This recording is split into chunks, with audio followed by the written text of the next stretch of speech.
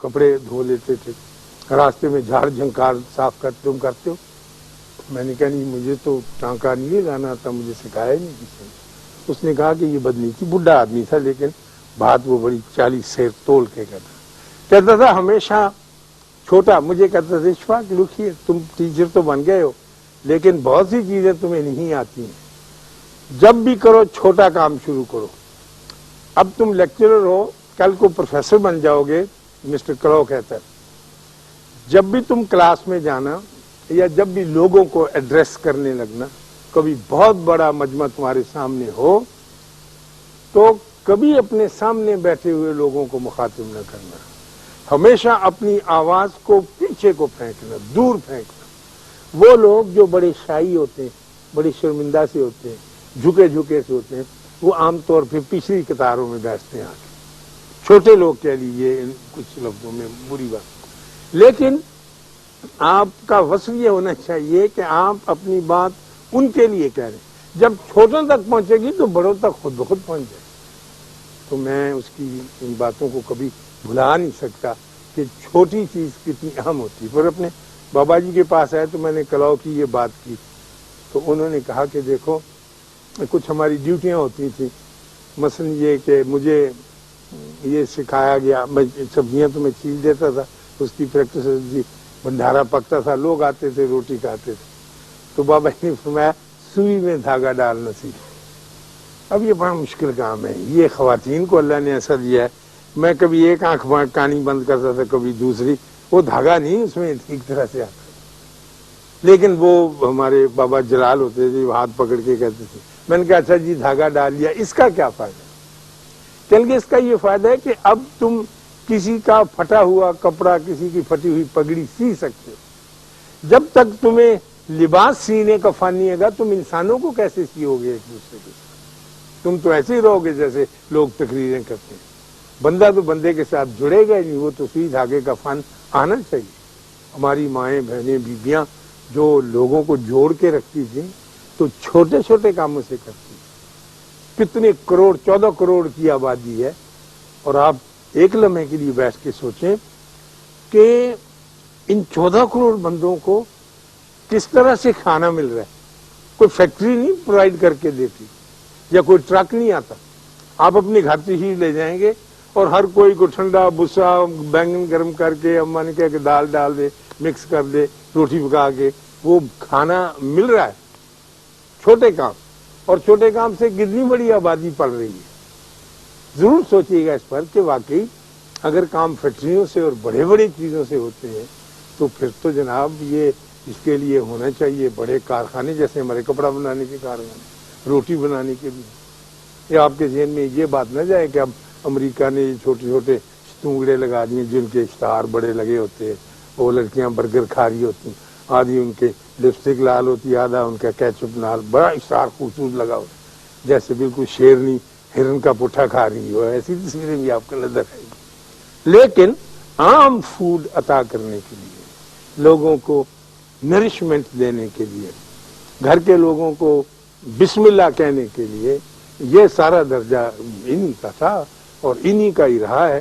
اور میں بھی سمجھتا ہوں کہ یہ ساری تحریکیں مملک گزر جانے کے بعد انہی کے دسترس میں رہے گا، کیونکہ جب تک یہ نہ ہو، مرد تو بالکل کچھ نہیں، بیوقوف، اس کو تو گھر نہ چلانا آتا ہے، نہ کھانا پکانا آتا ہے، نہ روٹی کھا سکتا ہے۔ اللہ نے اس کو یہ سلیقہ دیا ان کو کہ وہ آپ کو پرووائڈ کرے، کپڑا سینا، ٹانکا لگانا تو وہ آپ کو لگا کے اس کا دے۔ اور یہ چھوٹے کام جسے آپ چھوٹا سمجھتے ہیں، وہ ضرور یاد رکھیے کہ انبیاء کی غلامی میں یا ان کی نوکری میں شامل ہونے کے لیے چھوٹے کام کو ضرور اختیار کرنا چاہیے، اگر آپ یہ چاہتے ہیں ان کی نوکری، کیونکہ انہوں نے کیا، کسی وجہ سے کیا ہے۔ یہ میرا منجلا بیٹا تھا، جب وہ ایف اے میں تھا تو کہنے لگا مجھے 2 بکریاں لے دیں، پیغمبروں نے بکریاں چرائی ہیں، میں بھی چراؤں گا۔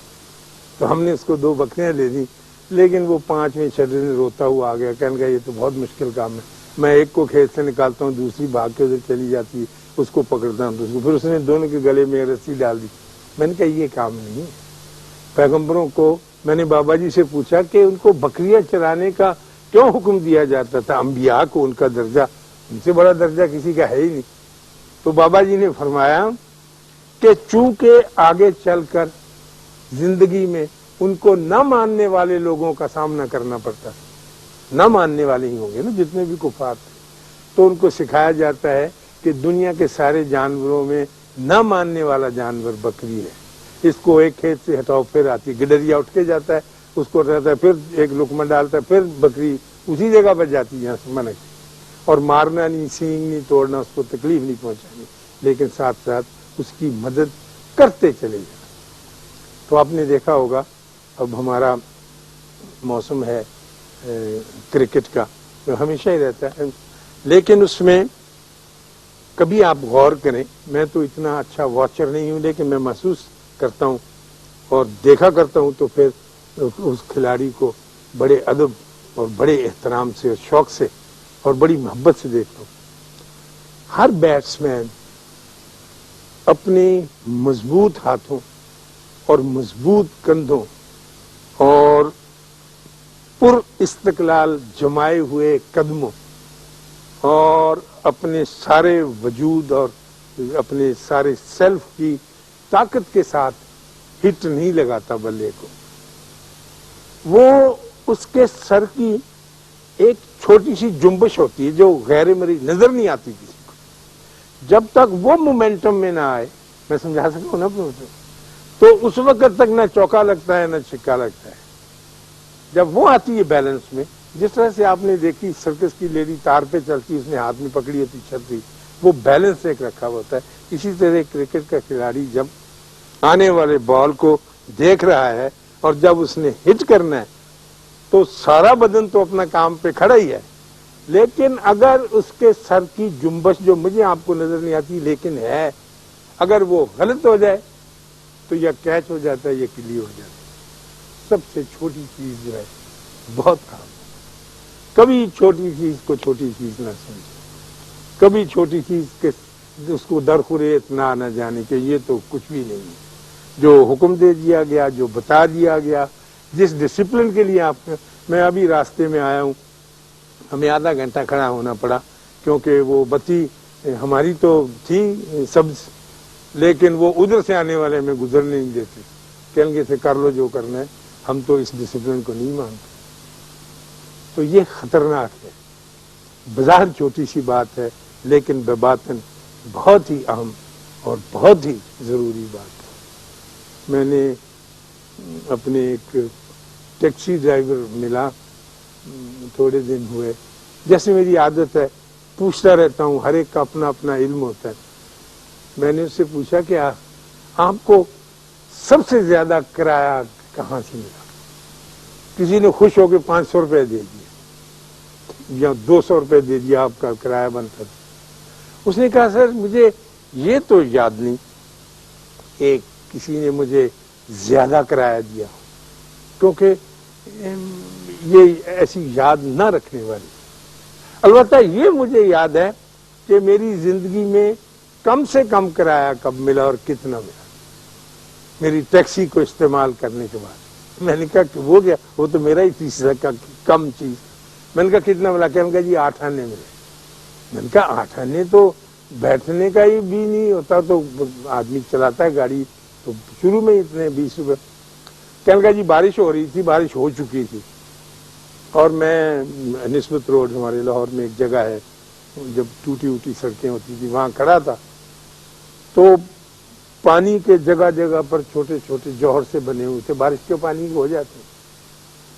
تو ایک بڑی پیاری سی خاتون، وہ اس پٹڑی سے اس پٹڑی پر جانا چاہتی، لیکن وہ پانی تھا راستے میں تو جا نہیں سکتی. تو وہ میری گاڑی کے محاذ میں سیپ میں آ گئی. میری گاڑی ایک چھوٹے سے جوہر پر کھڑی تھی، وہ آگے بڑھی، انہوں نے پچھلا دروازہ کھولا، ایک دروازے سے داخل ہوئی، دوسرے سے نکل گئی اور مجھے ٹھنی دے گئی. سمجھے نا، یہ چھوٹا سا کام تھا. اسے اب تک یاد ہے کہ دنیا میں سب سے کم کرایہ جو مجھے ملا یہ، اور انہوں نے جس طرح سے سڑک کراس کی ہے. تو ایسی باتیں ہوتی رہتی ہیں. مسکرانا سیکھنا چاہیے، اور اس کے ساتھ ساتھ اپنی زندگی کو اتنا کیڑا نہ بنا لے کہ ہر وقت دانت ہی بچے رہے. مجھے یقین ہے آپ کے چہرے دیکھ کے اندازہ ہوتا ہے کہ انشاءاللہ اب آپ ڈسپلن کو بھی اور ریلیکس ہونے کو بھی، ڈھیلے چھوڑنے کو بھی، اور اس چوکے اور چھکے کے لگانے کو راز بھی سمجھ گئے جو میں نے آپ کی خدمت میں ابھی عرض کیا۔ اللہ آپ سب کو اور آپ کے عزیز و اقارب کو آسانیاں عطا فرمائے اور آسانیاں تقسیم کرنے کا شرف عطا فرمائے۔ اللہ حافظ۔